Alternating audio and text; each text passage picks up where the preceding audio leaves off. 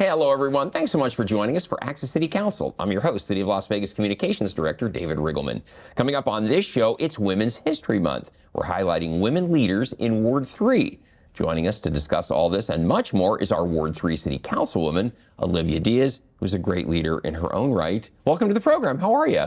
I'm excellent. You know, March comes in roaring like a lion, so we're doing awesome. Exactly. Well, it's good to have you back on the show. We have a lot to talk about. We have 3 great guests today, all with the theme around Women's History Month. So we're going to March is International Women's History Month, Exactly. So we wanted to make sure we highlighted some awesome work, had speared by some sheroes. Exactly. I like that. I like that. All centered in Ward 3, which is your stomping ground. You're born and raised in Ward 3.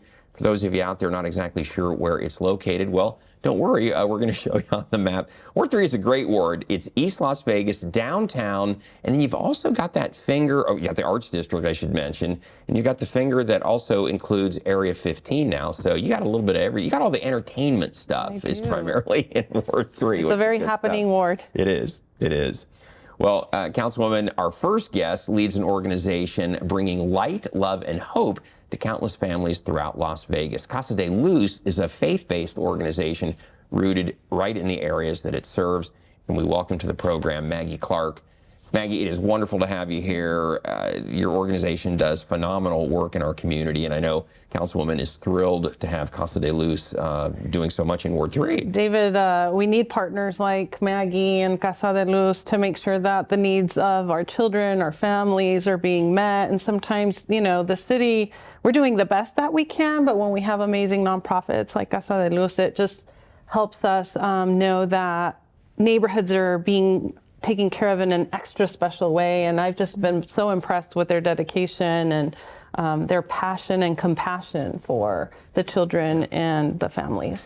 Maggie, talk a little bit about what does your organization primarily do? What are the functions for people that don't know? Explain Casa de Luz. So at Casa de Luz, we really try to meet people where they're at. So all of our locations are embedded in the neighborhoods we serve. So we're in walking distance. There's no transportation issues.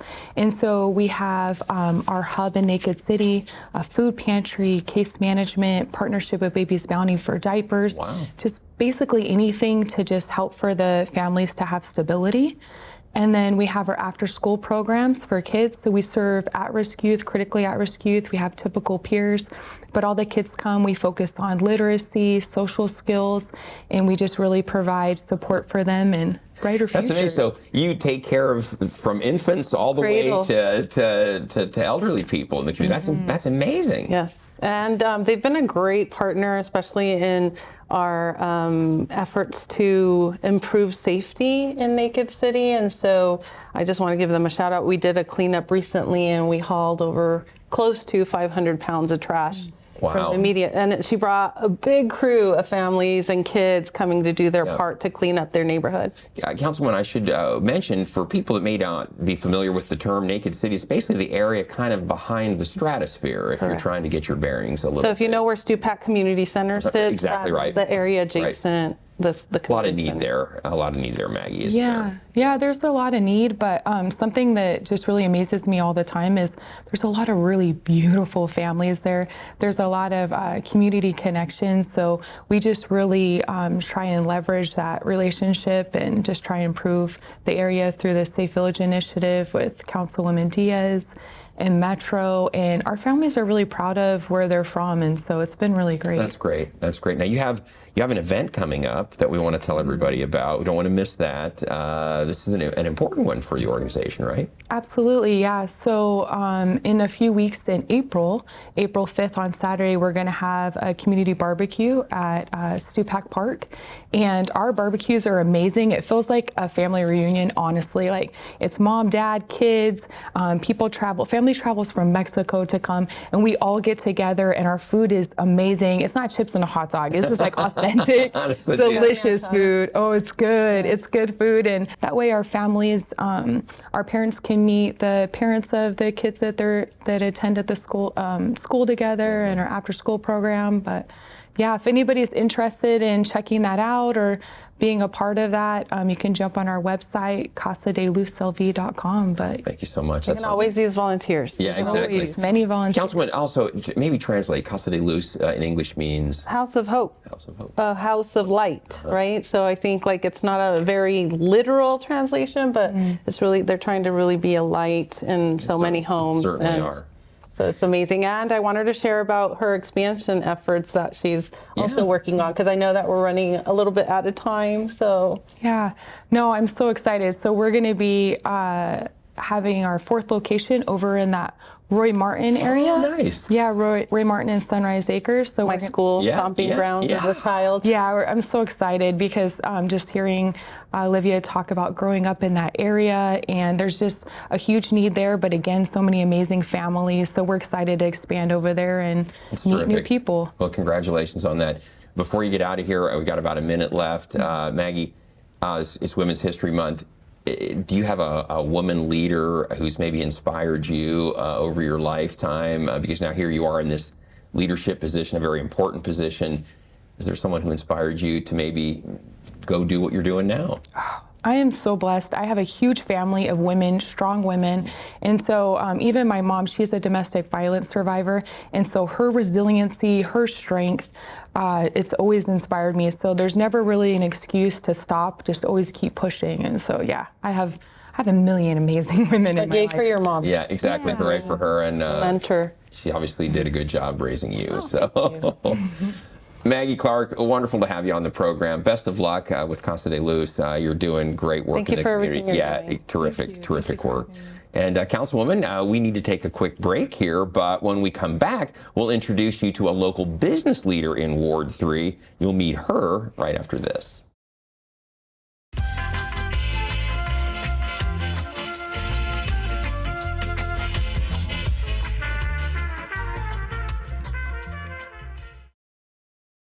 Welcome back, everyone. Calling all roller skaters. This next interview is just for you. We continue our show dedicated to women leaders. I'm joined by 2 of them right now. Of course, there's our Councilwoman Olivia Diaz, a great leader, and we're also pleased to welcome the owner of Fresca's Skate Shop, Amanda Quintanilla, aka Fresca. Welcome to the show. It's great to have you here. Thank you. Councilman, I know you're thrilled. Another great business and organization in Ward 3. Yes, and in the Arts District. Yeah, and cool. During the pandemic, she was one of the highlights of, getting businesses still opened and at ribbon cuttings. Yes. And I just was very inspired by how she took a low point in her life and being unemployed and reevaluating what she wanted to be doing, and then this came to be Fresca Skate Shop. Yeah, Fresca, talk a little bit about that. Yeah. It's an inspiring story. Yeah, honestly, I was working for a company for over 10 years, and when 2020 happened, Great year. we lost our jobs, and it was just rough we couldn't figure out what to do. I mean, the world was coming to an end. Felt like it, didn't it? Yeah, so I think we all suffered through a little bit of that little mental health. And I needed an outlet, and the outlet was roller skating for me. And I had epiphany saying, wow, this has helped me. It certainly can help other women and other people out there. And I just fell in love with it again. I mean, we all skated as a child. We all did at that point. Yeah. My mom was like, no, I don't want any broken bones in my house. We all survived, though. We all survived, yeah. So, and I just decided this was something that we all needed, And So this was the inspiration to start the skate shop, and it's taken off now. it has. So, it's a huddle for the community as well. So we do tons of different workshop and events to continue to give back to the community, given that mental health that we really push and say, hey, it's okay, we're all going through stuff, but let's go skate. Yeah. That's gonna, Good forget physical about activity and get your mind off of your woes. Yeah, and I think it's an opportunity, one, to leave your device to the side, but two, also Great point. be in community. That I think increasingly, because we are in that device, we kind of become isolated and alone, and then going out and skating together kind of gives you that feeling of I belong with this group. And let me make it clear too, roller skating has no age. Okay, so we get people from all different ages. I I get, and a lot of people ask me, but I'm like too old, or How no, I feel. no, we're not too You're old for spring it. chicken. What are you talking We are about? not too old for it. We can do this. And Fresca, what I really love about that too, you really are inclusive, because not only do you appeal and really target all ages, but people with special needs too. I think that's really a special thing. You don't think of that when you think of skating gosh, no. sometimes. So we partnered up with Special Buddies, and what we did that day, we gave them a lesson how to skate and all that stuff. But it was really for them to have courage and be like, I can do that as well, just because we have whatever kind of disability. Sure. You can absolutely skate, and we can teach you that, right? So that was such a fun event. So we do events like that. We partner with a lot of people, and with Sports Social we do as well. That's terrific. Councilwoman, I mean, that's kind of the spirit of what we're trying to create in Las Vegas, Yes. where everyone feels included. Yes, we love when the business partners and the business community and people with special niches then help, especially because our community needs the support, and moms and parents, and sometimes we have children on the spectrum, and we don't know how to help them learn, and they're not as receptive with their parents or their families as they are with other folks. So I really love when other folks don't mind being that mentor in that space, because sometimes they don't receive that directly from the caregivers. So Fresca, you're clearly a woman in a leadership role. Do you have any advice for other women out there who maybe are thinking about starting their own business, or they're in a leadership position? Any lessons learned about being your own entrepreneur? Yeah. I mean, that's a big step. Yeah, don't take no for an answer, but always, if you don't ask, the answer will always be no as well, right? Take that risk. Calculated risks are always good for our health even. Just take that risk and really push for your vision to really come alive. And we all make mistakes. It's how we correct them and how we get up from when we fall. It's what really make us who we are. So just do it. And if people want to know what you have going on, how do they find out about it? Yeah, so the best places for us to get more information of all the events that we do, it's really through our social media, Instagram at Fresca Skate Shop. That's where we really keep everyone up to date of all the events. But we do monthly events. The rollouts that we do, we skate from here to Fremont every third Saturday of the month. Really? Yeah. So we do that monthly, and but yeah, on Instagram is where we keep our. And maybe when we have our civic center area, maybe that's something she can activate for like us that. too. Yeah. I like that. Something to keep in mind. Civic Plaza. Yeah.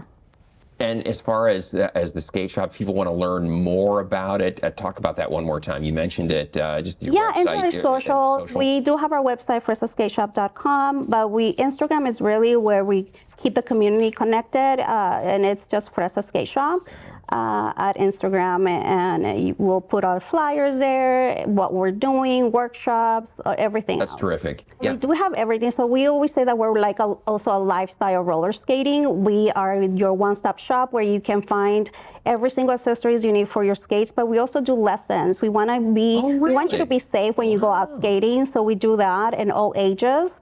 And we also have rental skates, so if you want to come over So you and do skate with us. inline or traditional or the whole We thing? hold the whole thing. Wow, that's amazing.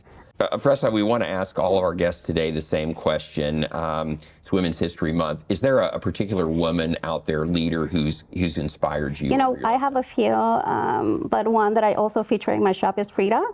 Frida Kahlo, although she has passed, but I think she was fighting the fight way before we thought what we needed. So she's always been an inspiration for me, because she was definitely tough, and as an artist, she was amazing, her creativity, and she also didn't take no for an answer. So she was definitely an inspiration. That's good stuff. Good stuff.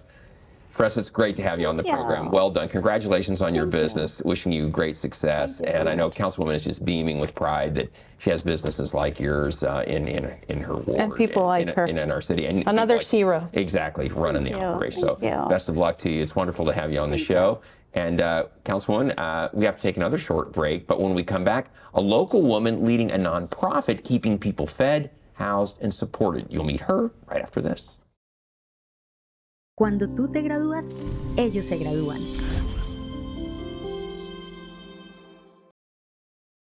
Thanks for staying with us, everyone. It's Women's History Month. We're highlighting women leaders in Las Vegas. Of course, that includes our very own Councilwoman Olivia Diaz, who leads Ward 3 in Las Vegas and joins us in studio, of course. We're also excited to welcome a woman leading the way in our nonprofit community. She's the founder and CEO of the Just One Project. Of course, it's Brooke Neubauer. Brooke, welcome to the show. Welcome back to City Hall. Yes. It's good to see I you. love this place. If I could put my office here, I would totally do it. Should work on that, Councilwoman. Well, she's moved a couple of times and she keeps growing, and she's my third and final shero of this show, of this access, because when I was newly elected, I did go and I toured Just One Project that was previously housed in Ward 3. It was a tiny but mighty nonprofit trying to make a dent on food security. And boy, oh boy, has she blown the expectations for all of us. She's just grown exponentially. I recently toured her bigger facility. I think it's the third move I've been following you in 5 years. Yep, and we went from 2,400 square feet to 24,000. Wow. And I'm just a fan of Just One. A lot of Project's people are, in mission fact, and yeah. work and how much she cares, because it takes all of us doing our part to make sure that everyone's taken care of. So, Brooke, talk about Just One Project. What are you guys all about? What's your mission? Yeah, so the Just One Project, we focus on creating access to fresh groceries and resources like case management and wraparound services.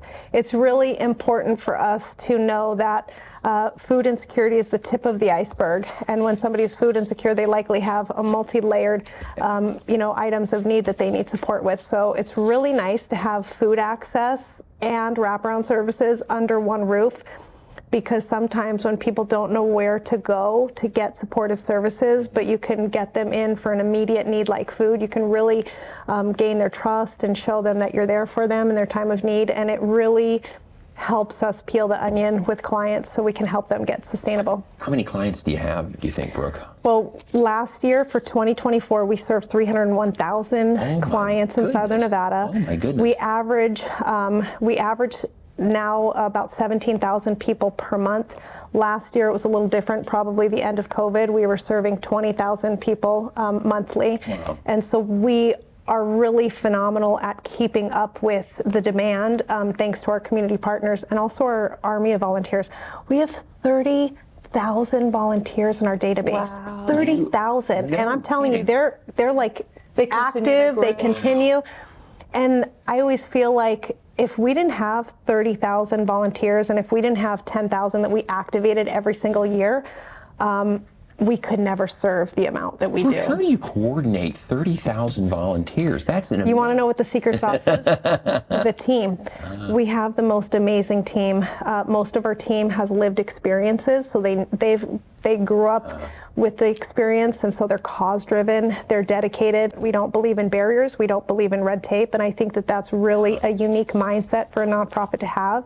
And you have to have that approach because we're talking about major issues that are really systemic. and one thing that I love, David, is that we've, as a city, supported Just One Project through ARPA dollars. Yeah. And in the recent tour, I got to see how they were able to put those funds to use and structure and set up their shopping, grocery, supermarket area. I really love that they allow the folks that come, their clients, to choose and select. You've the talked foods about that. they Yeah. like. I've heard you talk about that. Yeah, whereas instead of here's your box, Yes. go, Oh, yeah. they get to come and pick what they would like. Yeah, we have 5 no-cost community markets. Our highlighted market is at HQ, which started from ARPA funding from the city of Las Vegas, which is huge. What I love specifically about that is the ROI. It's still there. It's still serving clients. Even though ARPA funding is expired, we knew that we wanted to build something with that funding that would really last and continue to serve. And so it's a lifeline for clients, and we serve residents of all over Southern Nevada. So it's terrific. just really That's amazing. remarkable. They also dabble in classes. So can you speak to the leadership classes Yeah. that you give, or the English Yep. classes, and how you've grown? Yeah, those so programs? again, we really want to focus into that holistic approach of what do you need to elevate and hit your goals. And if it is, say, a mom who doesn't have English yet, but she speaks Spanish, and she wants to come in and she wants to get job readiness classes, she wants to take English classes, we can help connect her with that. And so I think that's important, really just, it's like when you need something, you have a Rolodex of friends that you can call, and our clients don't necessarily have that sphere. So you provide all that. And so we can be that sphere. We can be that safety net for them. What inspired you to do this, Brooke? I was bitten by the bug of giving back in my very late 30s.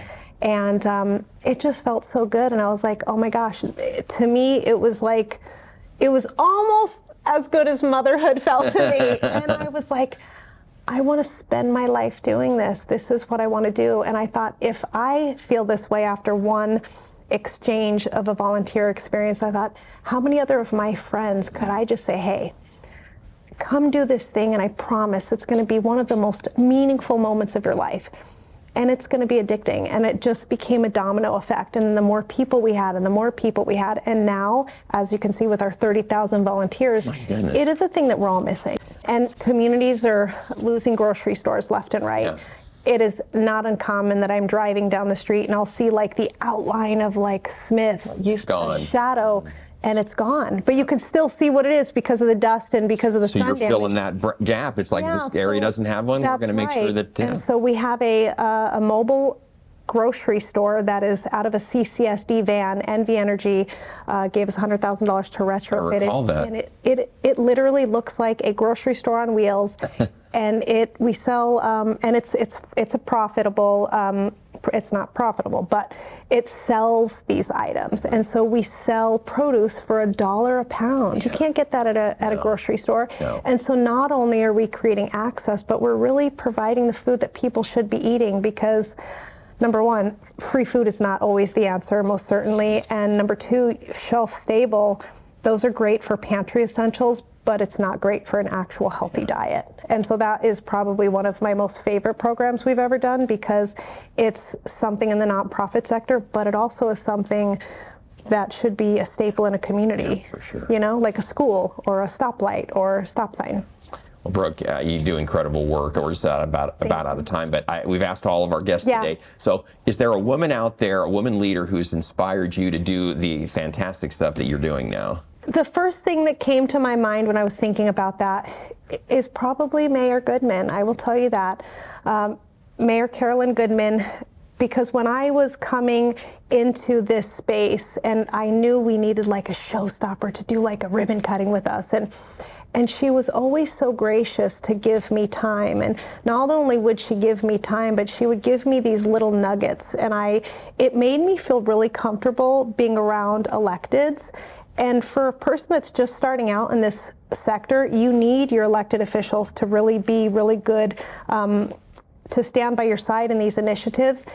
She made you all feel accessible. And then I met you, and then I met all of these other amazing people. And so I've always felt incredibly close to our city officials. And so I'd have to say her. And I love that when she speaks, she'll even say, I'm going off script. She needed no script. Well, listen, but people don't want to be scripted. That's true. People want to hear what's in your heart, what's in your mind. And nobody should be the same. And even if you say something different, it is what it is. You're a person, you're human. And so I think that she has really inspired me, and I love her. Well, Brooke, thank you so much. So awesome. It's so wonderful to have you on the program. Brooke Neubauer for the Just One Project. Incredible work. And thank you so much for being here. Best of luck to you in all that you're doing. And, yes, thank you. Councilwoman, you please stick around, because when we come back, we have a look at the upcoming events in Ward 3. They're really cool. You don't want to miss that. It's right after this. ¿Qué le dijo el pollo policía al otro pollo policía?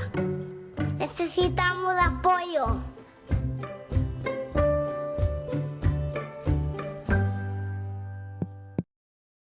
Welcome back, everyone. There's no shortage of exciting events coming up in Ward 3. Let's jump right on it. Councilwoman, the first event is you've done this before. It's the Art You OK event. That's an art and mental health resource fair, yes, right? And so I can't take the credit for it. Really, Corey Fagan with First Friday is the individual behind establishing this event, and it is all about mental health awareness and really giving our youth an outlet and our parents tools to help, especially our youth, navigate when we're not feeling 100% and the mental wellness. And art being kind of a connection. And art being that outlet, right? So yeah. when we draw, when we write, when we sing, how can that help us heal internally and mentally? And so I think as a parent, I feel this is definitely something that more and more of our youth need, is those coping skills and mechanisms for when they're not feeling 100 or they're feeling blue. So I hope they'll be able to take note. It is this upcoming